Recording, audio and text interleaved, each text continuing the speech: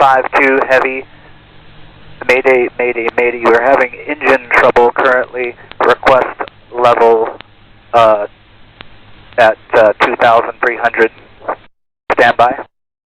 Polar 752, power observed, right engine fire observed.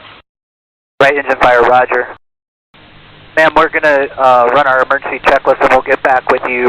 Request we get out over the water and we'll advise our intentions.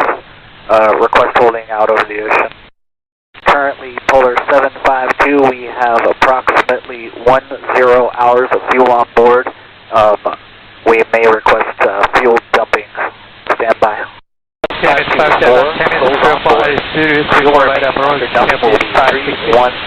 kilos, which is approximately 2 hours and a half of flight time.